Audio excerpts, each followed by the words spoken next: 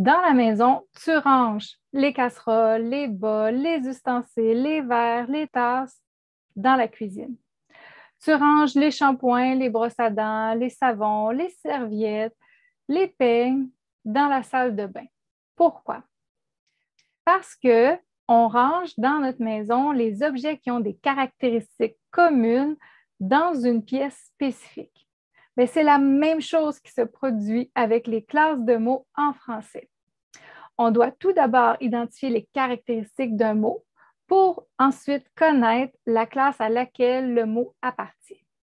Attention, il ne faut pas confondre le terme classe grammaticale, qui est l'identité grammaticale d'un mot, au terme fonction grammaticale, qu'on appelle aussi fonction syntaxique, qui précise le rôle que joue le mot dans la phrase.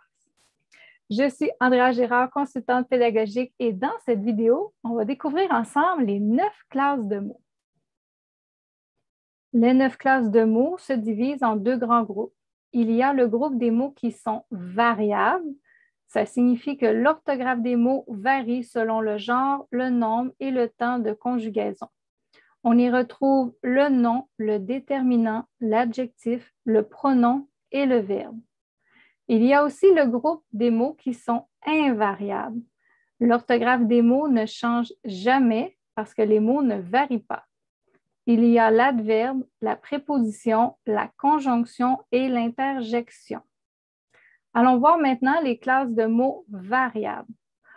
On retrouve en premier le nom. Le nom, c'est un mot qui sert à désigner un sentiment, une personne, un animal ou un objet. Il varie en nombre. Par exemple, bureau, chien, cousin, hutte, joie, maison, maman, tristesse, ce sont des noms. Le truc pour le repérer dans une phrase, on doit mettre un déterminant devant le nom. Par exemple, tu peux mettre un, une ou des devant le nom et tu seras capable de trouver le nom dans la phrase. Je pourrais dire un bureau, une maman. Découvrons maintenant le déterminant. Le déterminant, c'est un mot qui sert à introduire un nom dans la phrase. Il est placé devant le nom commun et permet de connaître le genre et le nombre du nom. Par exemple, le, la, les, un, une, des, son, sa, c'est, leur, plusieurs sont des déterminants. Les trucs pour le repérer, il faut observer les mots courts dans la phrase et on doit remplacer le mot par un autre déterminant. Par exemple, si j'avais le groupe du nom la maman, je pourrais remplacer la par une et là, je pourrais dire une maman. Passons à l'adjectif. L'adjectif, c'est un mot qui sert à décrire le nom. Il précise comment est le nom. Il varie en genre et en nombre. Par exemple, beau, beau, belle, belle, grand, grande, grand, grande sont des adjectifs. Le truc pour le repérer, ajouter très devant le mot. Je pourrais dire tu es très belle pour repérer que belle est l'adjectif dans ma phrase.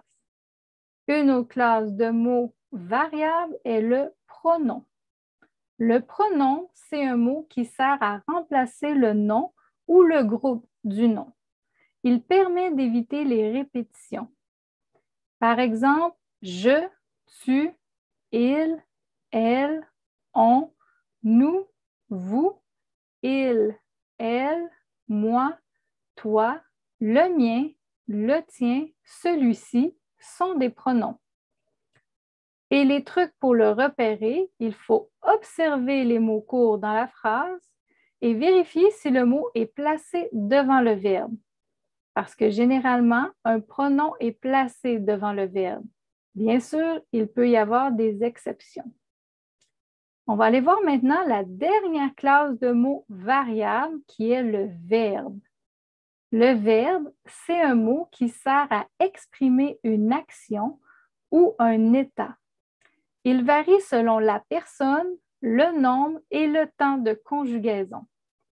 Par exemple, aimer, avoir, être, dire, faire, finir, jongler, surprendre, trouver sont des verbes. Et le truc pour le repérer, encadrer le mot par ne, pas, n', pas. Par exemple, je pourrais dire « Je ne veux pas manger la pomme ». J'ai encadré le verbe « veut » par « ne » et « pas ». Donc, je peux repérer que « veut » est mon verbe et ça vient du verbe « vouloir ». Passons maintenant aux classes de mots invariables. On y retrouve l'adverbe. L'adverbe est un mot qui sert à modifier ou préciser le sens d'une phrase, le sens d'un verbe, de l'adjectif ou d'un autre adverbe. Par exemple, assez, beaucoup, hier, lentement, rapidement, souvent, tellement, très sont des adverbes. Et les trucs pour le repérer, observez les mots qui se terminent en « ment », comme lentement, rapidement, joliment, tellement, assurément, sont des adverbes. Enlevez le mot pour voir si la phrase a encore du sens, puisque l'adverbe peut être supprimé. Si dans la phrase « je cours rapidement », j'enlève le mot « rapidement », ma phrase va encore avoir du sens. Allons voir maintenant la préposition. La préposition, c'est un mot qui sert à introduire un complément. Il introduit un nom, un pronom, un verbe à l'infinitif ou une subordonnée relative. Par exemple, à cause de, avec, chez, dans, de, en, par, parmi, pour, sauf, sur, sous sont des exemples de prépositions. Et les trucs pour repérer une préposition, il faut apprendre la plupart des prépositions courantes par cœur. Enlevez le mot pour voir si la phrase n'a plus de sens, car la préposition ne peut pas être supprimée.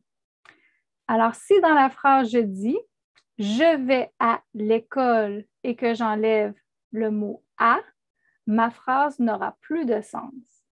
Découvrons maintenant la conjonction. La conjonction, c'est un mot qui sert à joindre deux groupes de mots ou deux phrases. Par exemple, et, car, donc, mais, ni, ou, parce que, puisque, tandis que, quand sont des conjonctions. Le truc pour repérer une conjonction est d'apprendre la phrase suivante. Mais où est donc Carnior? On entend aussi la phrase « Mais où est donc Ornicar? » Parce que dans l'une ou l'autre des deux phrases, on y retrouve les 7 conjonctions de coordination les plus utilisées. Mais, où, et. Attention, ne pas confondre ici le « est » qui est le verbe « être », car bien sûr, on fait référence plutôt à la conjonction « et », « et ». Donc, car, ni, or. On a 7 conjonctions de coordination qui sont les plus utilisées. Pour les autres, il n'y a pas de truc pour les repérer. Voyons maintenant la dernière classe de mots invariables, l'interjection. C'est un mot qui sert à exprimer une émotion spontanée d'un interlocuteur. Il peut représenter aussi une onomatopée, qui sont les imitations de bruit, de sons, de cris, etc. Par exemple, aïe, atchoum, cocorico, hélas, waf waf, ouille, vroom vroom, zut sont des interjections. Le truc pour repérer une interjection est d'observer les mots courts accompagnés d'un point d'exclamation. Alors, ce qui est à retenir, c'est qu'en français, il existe 9 classes de mots qu'on peut diviser en 2 grands groupes. Le groupe des mots qui sont variables et le groupe des mots qui sont invariables. Dans un groupe, l'orthographe va être modifiée selon différents facteurs et dans un autre groupe, l'orthographe des mots ne changera jamais. Et plus tu vas connaître les classes de mots, plus ça va t'aider pour lire, écrire et comprendre des textes. Et bien sûr, ça va t'aider énormément pour composer des textes avec une meilleure orthographe et une meilleure syntaxe. Si tu as aimé cette vidéo, je t'invite à la partager au moins à une personne que tu connais. C'était Andrea Gérard, ta consultante pédagogique.